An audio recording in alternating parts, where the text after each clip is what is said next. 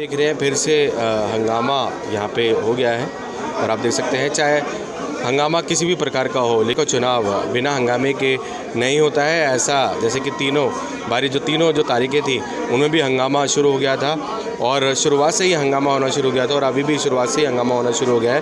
का चुनाव जैसे कि आपको फिर से बता दें बिना हंगामे के नहीं हो पाता है, तो यहाँ पे भी तफरीह का माहौल बना हुआ है। आइए चलते हैं क्या कुछ यहाँ पे हो रहा है उसके बारे में आपको बताते हैं।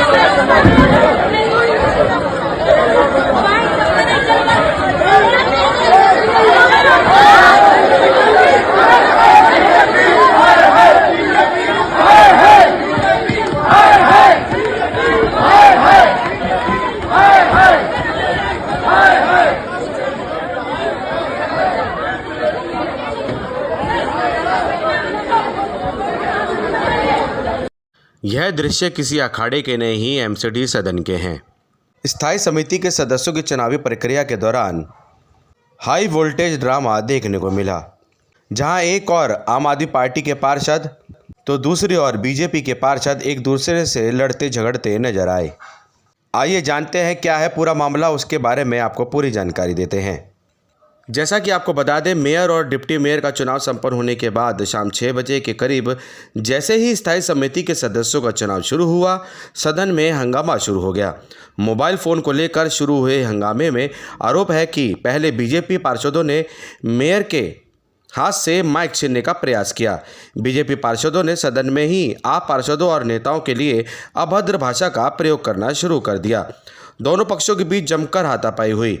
रात करीब 11:30 बजे दोनों ही पार्टी के पार्षद सदन में ही डटे रहे। हंगामे से पहले करीब 47 वोट पड़ चुके थे। आपको बता दें, शाम 6 बजे के करीब स्थायी समिति के 6 सदस्यों के चुनाव के लिए वोटिंग शुरू हुई।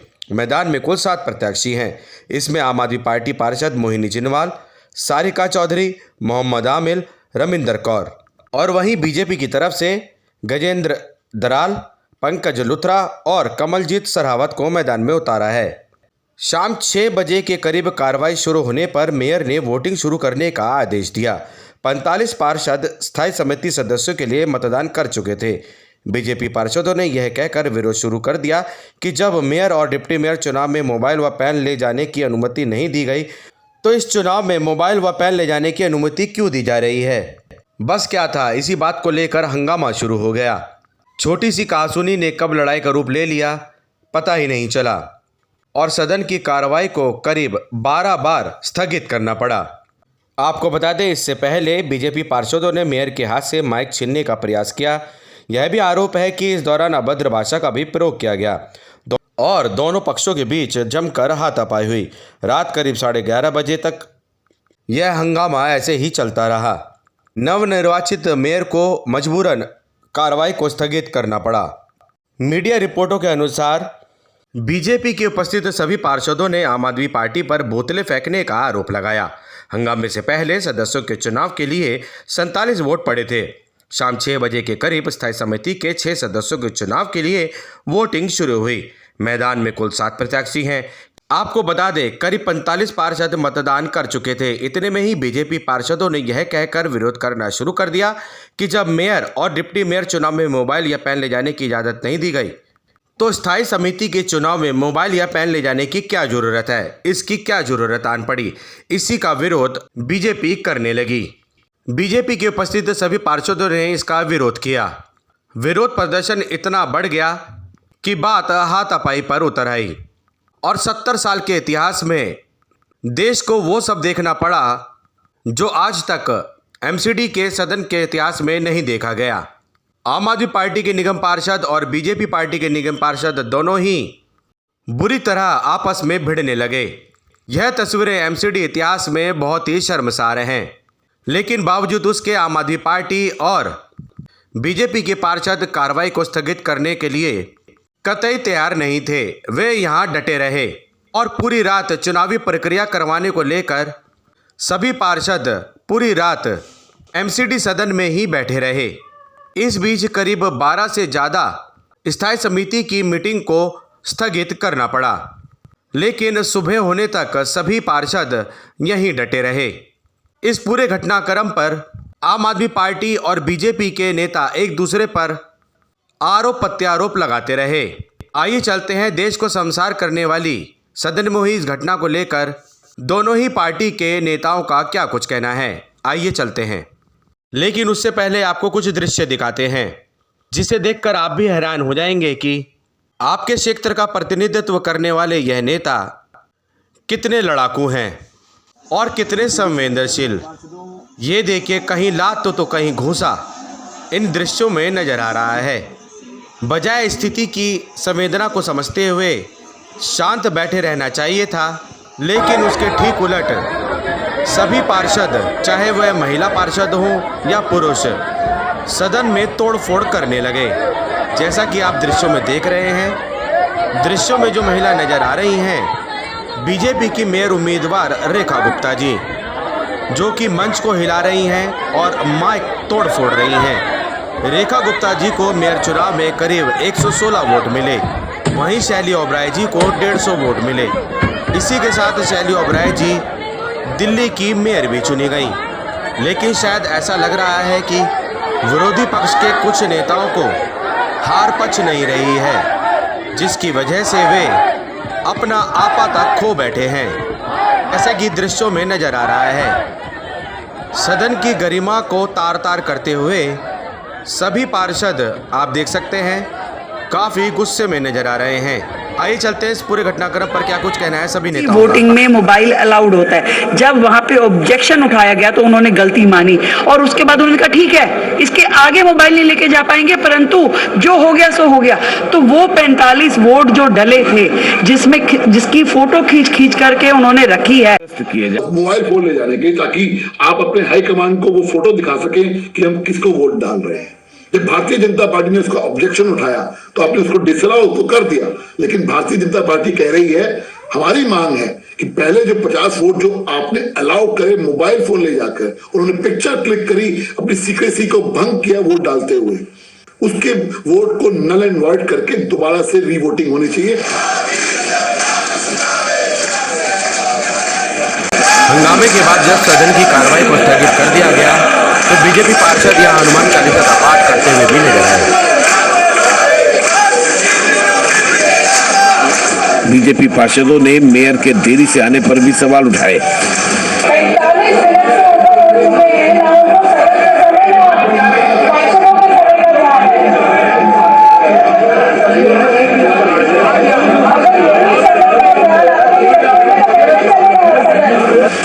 स्थायी समिति का हंगामा इतना बड़ा कि 24 घंटे से ऊपर पार्षदों को सदन में ही हो गया। सभी वे पार्षद जो सदन में स्थायी समिति के चुनाव को लेकर हंगामा कर रहे थे, वे वैसे ही डटे रहे। लेकिन सुबह की स्थिति कुछ और ही नजर आई।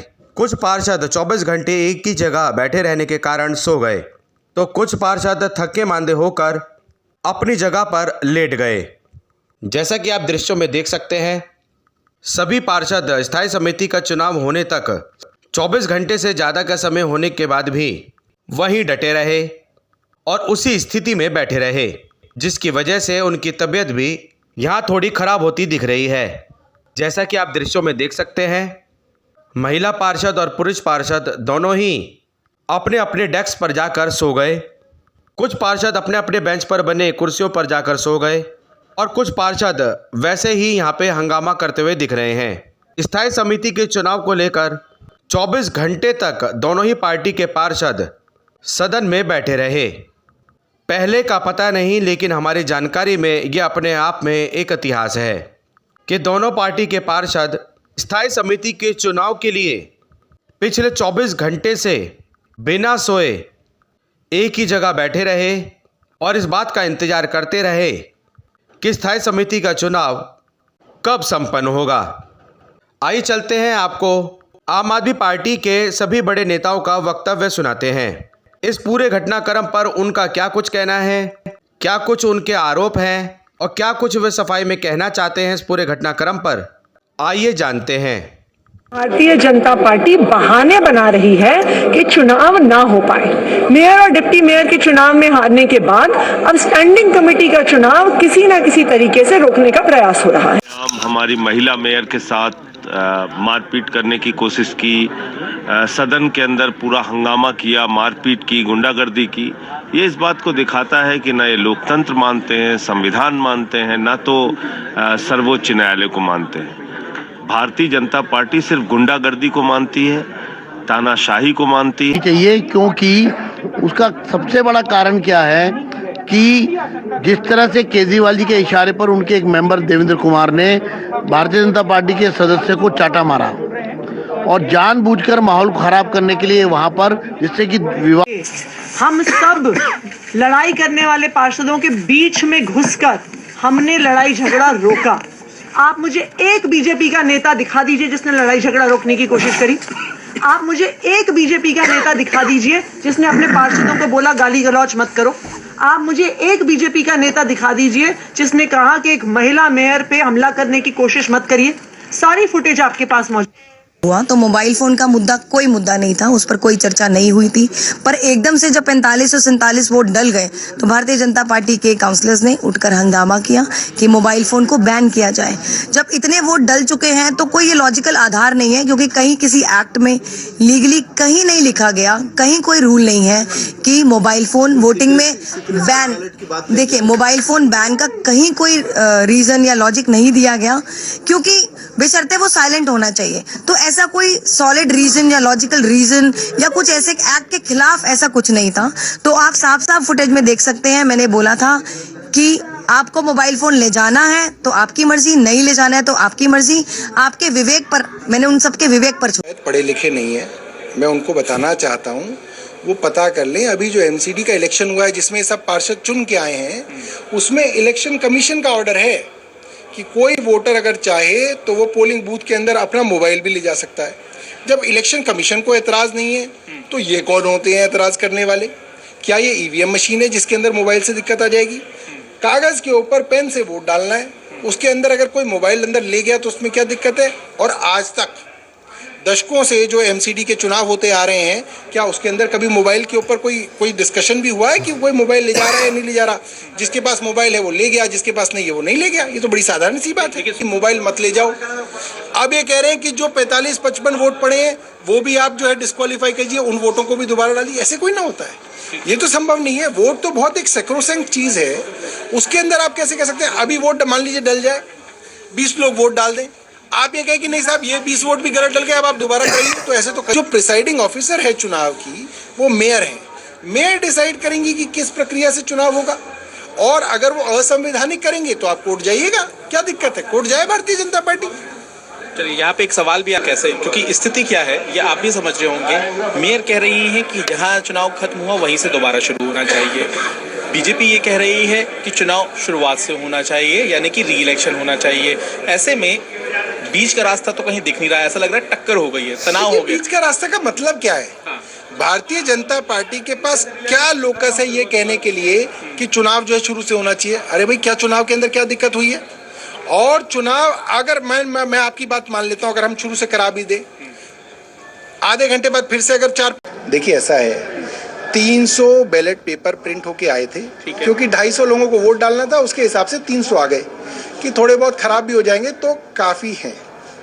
55 वोट डल चुके हैं, उसके बाद चुनाव रुक गया। अब जो है 245 बैलेट पेपर बचे हैं।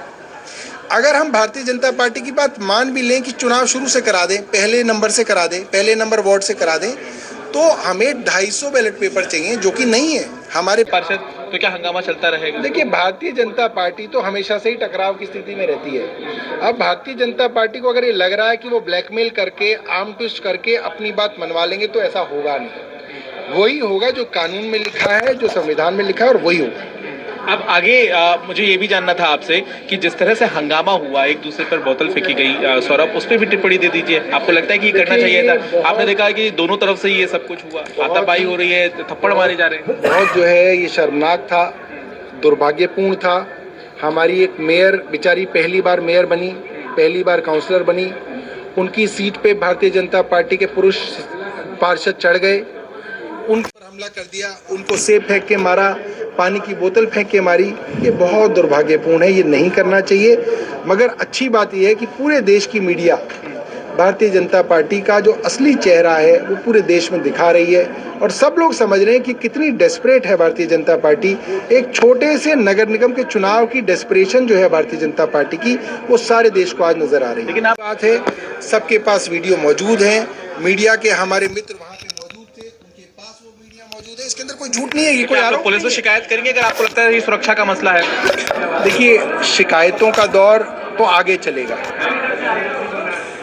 आज जो प्रायोरिटी है वो ये है कि चुनाव हमें कराना है, शांतिपूर्ण कराना है और चुनाव कराकर ही हम यहाँ से निकलेंगे। आखिरी मेरा सवाल है, स्टैंडिंग कमेटी के सदस्यों का जो चुनाव, उसमें आपको डर है क्या कहीं क्रॉस वोटिंग ना हो जाए या फिर आपकी जीत नहीं होगी? भाई एक बात बताइए, डर किसको होता है, जो चुनाव कराता है या चुनाव से भागता है? पिछले 80 दिन से भारतीय जनता पार्टी ये कह रही थी कि आम आदमी पार्टी डरी हुई है, उनका मेयर नहीं बन रहा, इसलिए वो भाग रहे हैं। हम भाग रहे थे। गणित क्या है? गणित अपना दीजिए। साफ है, हमने ये आपको दिखा दिया कि आम आदमी पार्टी का मेयर बना, आम आदमी पार्टी का डिप्टी मेयर बना। अब तो ये साफ हो गया कि भारतीय जनता पार्टी भाग रही थी चुनाव से। फास्ट का ऑर्डर हो गया है, हम लोग चुनाव करके ही यहाँ से जाएंगे। हर शहीद जिंदाबाद, जिंदाबाद, जिंदाबाद। गुंडागर्दी पे दे झाड़ू, गुंडागर्दी पे दे झाड़ू, तानाशाही पे दे झाड़ू, तानाशाही पे दे झाड़ू, अरे लोकतंत्र के हत्यारों पर दे झाड़ू, संविधान के हत्यारों पर दे झाड़ू, गुंडागर्दी पर दे झाड़ू, हिटलर शाही पे दे झाड़ू, तानाशाही पर दे झाड़ू, सुप्रीम कोर्ट। खबर अपलोड किए जाने तक भी एमसीडी के स्थायी समिति के सदस्यों का चुनाव नहीं हो पाया था और हंगामा और दुविधा ऐसी ही बनी हुई थी। अब देखने वाली बात यह होगी कि इतनी कहासुनी और हाथापाई के बाद क्या सुचारू रूप से एमसीडी के स्थायी समिति के सदस्यों का चुनाव हो पाएगा या नहीं। हम सबका मंच, सबकी आवाज़ से संदीप चौहान की रिपोर्ट। हम सबका मंच और दिल्ली सुर्खियों के साथ संदीप चौहान की रिपोर्ट।